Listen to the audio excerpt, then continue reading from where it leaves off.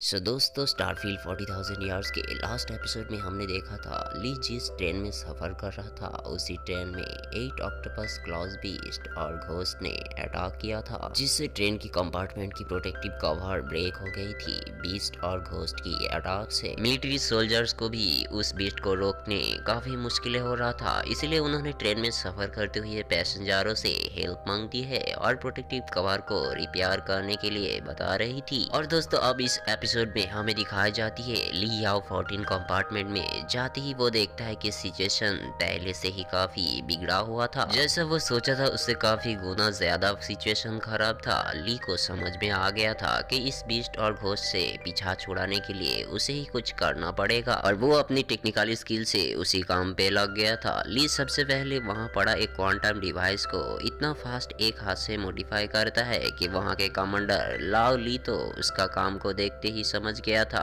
कि लड़का कोई ऑर्डिनरी लड़का नहीं है, भले ही इसका लेवल कम हो लेकिन काम का लड़का है। ली याओ क्वांटम डिवाइस के हर एक पार्ट को डिवाइड कर लिया था और इतना फास्ट मॉडिफाई कर रहा था। सोल्जर्स भी बताता है ये लड़का हमें हेल्प कर सकता है। प्रोफेसर डिंग इन डिंग भी उसे नोटिस करता है। ली नॉर्मल वेपन को मॉडिफाई करके एक मैग्नेटिक कैनन डिवाइस को बना लेती है और बीस्ट को अटैक कर देती है। प्रोफेसर डिंग भी अपनी पावर स्किल से टाई रेलगन डिवाइस को रिपेयर करने का कोशिश को कंटिन्यू कर रहा था, लेकिन ये काम उसका अकेले का काम नहीं था, इसीलिए ली याओ का हेल्प लेना चाहता था। लाओली प्रोफेसर को बताती है और भी कहीं क्वांटम डिवाइस है जिसे रिपेयर करना अभी भी बाकी है। प्रोफेसर डिंग कहता है कि अगर टाई रेलगन को ही हम रिपेयर नहीं कर पाए तो हम यहाँ पे आज मारे जाएंगे। क्वांटम डिवाइस को लेके तभी तुम क्या करोगे? और यही डिवाइस से हम थंडर को टारगेट करके यहाँ से आज बच निकल सकते हैं। सर डिंग को लियो का काम देख के ही बिलीव हो गया था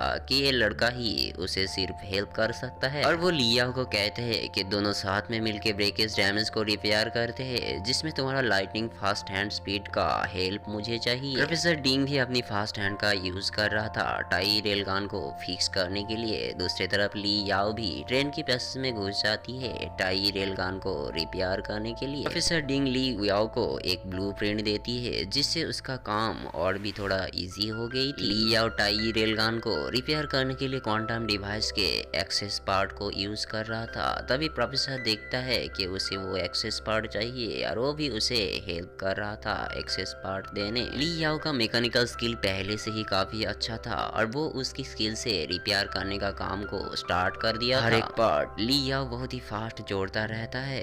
बीस्ट भी काफी तादाद में था जिसे मशीन गन से भी फायरिंग करके रोकना काफी मुश्किल हो रहा था सबके लिए। ली याओ भी एक एक पार्ट को रिपेयर करते जा रहा था और दूसरी तरफ बीस्ट भी प्रोटेक्टेड कवर को होल्ड करके अंदर आते जा रहा था। दूसरी तरफ सोल्जर्स भी परेशान हो रहा था बीस्ट क्लॉज को रोकने के लिए। Situation slowly out of control होते जा रहा था। प्रोफेसर डिंग और ली याओ रिपेयर करने में ही बिजी था। सोल्जर्स का कमांडर लाओली समझ जाता है कि अगर बीस्ट को रोकना है तो उसे टाई रेलगन का यूज करना ही पड़ेगा, नहीं तो सिचुएशन को हैंडल करना पॉसिबल नहीं होगा। बीस्ट को सप्रेस करना क्रिटिकल हो रहा था। कुछ सोल्जर्स अपनी जान कुर्बानी कर रहा था। सबके सब काफी परेशान था। इवन बीस्ट ने तो कमांडर लाओली को अपनी चपेट में ले लिया था। प्रोफेसर डिंग अगर वो नहीं देखता तो उसकी जान भी चली जाती। ली याओ देखता है कि कमांडर लाओली को बीस्ट ने अपनी चपेट में ले लिया है और वो उसे हेल्प करने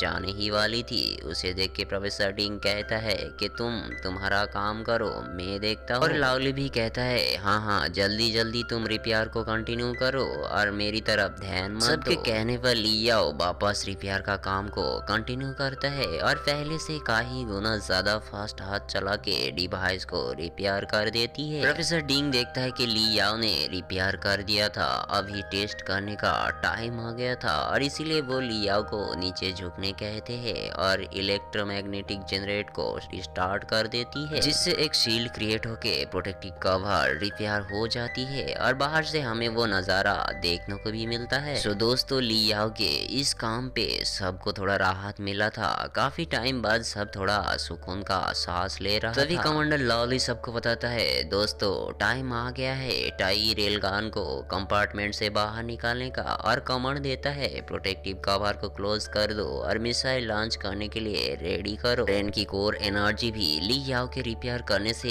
कोर एनर्जी भी सही से रिलीज हो पा रहा था। टाई रेलगन को बाहर निकालने के लिए केबिन की छत को ओपन करना था और ये काम भी काफी डेंजर था क्योंकि बाहर चारों तरफ बीस्ट और ऑक्टोपस 8 क्लॉज भरे हुए हैं। फाइनली सबने डिसाइड कर लिया था कि बीस्ट को खत्म करने के लिए टाई रेलगन के 500% पावर से थंडरस्टॉर्म एरिया को अटैक करेंगे, जिससे टाई रेलगन से थंडर स्काई को सीड्यूस करके थंडर क्लाउड स्टॉर्म को क्रिएट करके ही 9th लेवल वाला बीस्ट को खत्म किया जा सकता है। टाई रेलगन फुल्ली चार्ज होके लॉन्च के लिए रेडी हो गया था, लेकिन उसे कंट्रोल करने के लिए किसी का जरूरत था और इसीलिए कमांडर लावली जाने के लिए राजी हो गया था। प्रोफेसर डीन लावली को जाने से पहले कुछ चीजों के बारे में बताती है। वो कहते हैं याद रखना तुम्हारे अंदर जो पिशाचिक एनर्जी है वो बाहर आते ही हम प्रोटेक्टिव पावर को क्लोज कर देंगे और याद रखना हमें एक ही शूट में स्काई थंडर को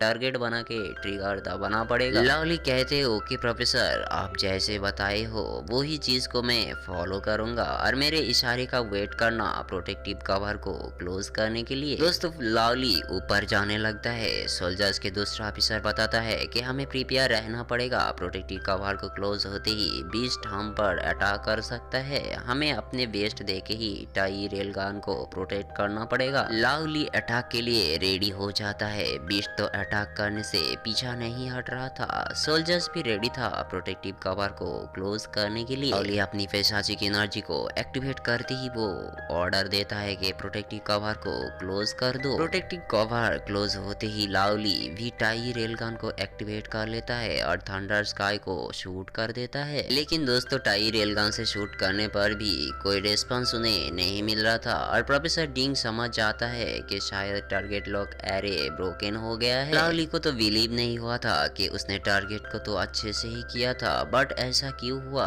लावली वापस केबिन में आ जाता है। प्रोफेसर डिंग लावली को बताता है टाई रेलगन से शूट करने से ट्रेन की स्पीड काफी घट गई है, लेकिन मिशन फेल हो गया है। लावली समझ जाता है कि उसने पिशाचिक एनर्जी को एक्टिवेट तो किया था लेकिन यूज करना भूल गया था। ये उससे सबसे बड़ी मिस्टेक हो गई थी। याओ को तो डर लग रहा था कि उसने जो प्रोटेक्टिव शील्ड को रिपेयर किया था, अगर कंटिन्यू बीस्ट ऐसा अटैक करते रहेगा तो प्रोटेक्टिव शील्ड ज्यादा देर तक लास्टिंग नहीं करेगा। प्रोफेसर डिंग लावली को बताता है जिससे लाइटनिंग टाई को वापस एक्टिवेट कर सकता है क्योंकि वो लोग कैपेबल पीपल्स में से है और उनके बॉडी में पहले से ही पिशाचिक एनर्जी मूड एंटर किया हुआ है। लावली ये बात सुन के काफी खुश हो गया था कि वो भूल ही गया था कि उनके बॉडी के एनर्जी से ही टाई रेलगन को वापस एक्टिवेट कर सकता है। ली याओ को तो डर लग रहा था कि पिशाचिक एनर्जी को एक साथ कनेक्ट करके टाई रेलगन को एक्टिवेट तो किया जा सकता है, बट इस एबिलिटी वाले यूजर के लिए ये काफी खतरनाक है और जाने भी जा सकता है। प्रोफेसर डिंग ली याओ को बताता है हाँ वो तो है, लेकिन इससे ज्यादा हम कर भी क्या सकते हैं। ली याओ को समझ में आ जाती है कि इस ट्रेन में जो लोग सफर कर रहा है वो लोग कोई आलतू फालतू लोग नहीं है जिनके पास पहले से ही ऐसा कैपेबिलिटी है, और वो ये भी समझ जाता है कि पहले से ही ये लोग प्रिपेयर करके आया है। प्रोफेसर डिंग सर हिलाता है कि उसका बात बिल्कुल सही है। 8 क्लॉज बीस्ट भी पीछा नहीं हट रहा था और वापस ट्रेन में अटैक कर दिया था। प्रोफेसर डिंग देखता है कि बीस्ट और घोस्ट एक ग्रुप बना के अटैक के लिए आया है। जैसे देख के लगता है कि वो सब एक क्लासमेट्स है। सोल्जर्स अगेन बीस्ट के ऊपर ली का बनाया हुआ क्वांटम डिवाइस से फायरिंग करने लग जाती है। प्रोफेसर डिंग लियाओ को बताता है कि लियाओ स्टूडेंट टाइम जा रहा है, एक इम्पोर्टेंट टास्क है जिसको तुम ही रिपेयर कर सकते हो। लियाओ कहता है इम्पोर्टेंट टास्क वो क्या है, तो वो टास्क था टारगेट लॉक टेलिस्मैन। प्रोफेसर डिंग लियाओ को बताता है कि इसे रिपेयर करने के लिए लावली और मेरा पिशाचिक एनर्जी का इस्तेमाल करना पड़ेगा और जिससे हमें कंप्लीट रिपेयर करना पड़ेगा, नहीं तो टाई रेलगन दोबारा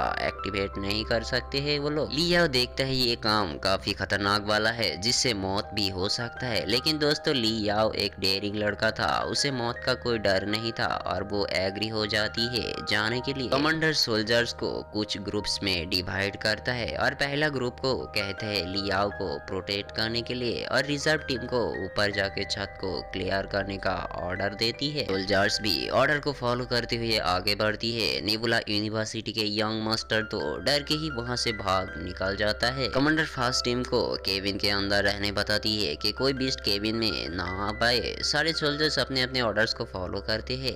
लियाओ, लावली और प्रोफेसर डिंग टेन के ऊपर जाता है। रास्ते क्लियर देख के लियाओ को टारगेट लॉक टेलिस्मैन के पास जाने कहता है। लियाओ जंप करके लोकेशन में पहुंच जाता है। दूसरी तरफ प्रोफेसर डिंग और लावली पेशाचिक एनर्जी को यूज करके टारगेट लॉक टेलिस्मैन के पैसेज में प्रेशर देने लग जाता है। लियाओ देखता है कि चारों तरफ बीस्ट ही बीस्ट भरे हुए हैं, लेकिन इग्नोर करके टारगेट लॉक को ओपन कर लेता है और अंदर जाते ही रिपेयर करने का प्रोसेसिंग को स्टार्ट कर देता है। लावली और प्रोफेसर डिंग भी पैशाचिक एनर्जी का पावर का प्रेशर कंटिन्यू देते जा रहा था। सोल्जर्स तो लियाओ को ही प्रोटेक्ट कर रहा था और बीच बीच में कोई तो अपनी जान भी गंवा रहा था बीस्ट के अटैक से। दूसरी साइड में बीस्ट केविन में भी आ गया था। लियाओ को इलेक्ट्रीफाइंग मैग्नेटिक शॉक लगने से वो खुद को संभाल नहीं पाया था और ट्रेन की छत को पकड़ के लटक रहा था। सोल्जर्स केबिन के अंदर की बीस्ट को खत्म करने के लिए ग्रेनेड यूज किया था, लेकिन लार्ज नंबर में था वो बीस्ट, इसीलिए लियाओ के सामने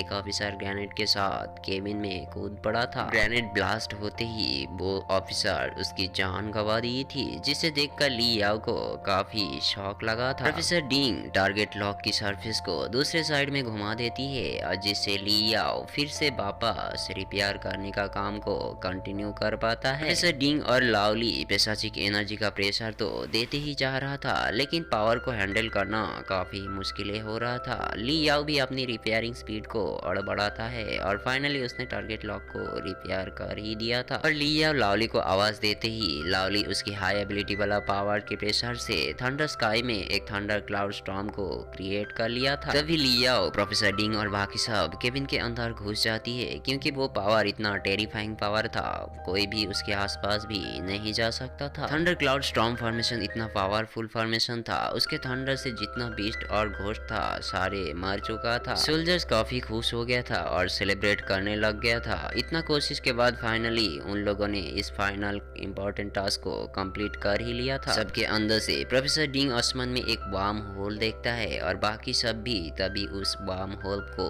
देखता रहता है। लियाओ को उस वार्म होल को देख के लगा था कि कायुन के दो ब्लड डेमंस एक ही साथ प्रैक्टिस कर रहा है। जो लाइन वो देख रहा है उसे वो ही प्रूव हो रहा था। प्रोफेसर डिंग भी इसे देखकर शॉक्ड हो गया था और वो बता रहा था इस बार बीस्ट कुछ बड़ा ब्रेक थ्रू करने वाला है। ये एपिसोड यहीं पे खत्म हो जाता है। सो दोस्तों, मिलते हैं नेक्स्ट एपिसोड में। वीडियो को अच्छा लगे तो वीडियो को लाइक करना, शेयर करना और चैनल में नए हो तो चैनल को जरूर सब्सक्राइब कर लेना।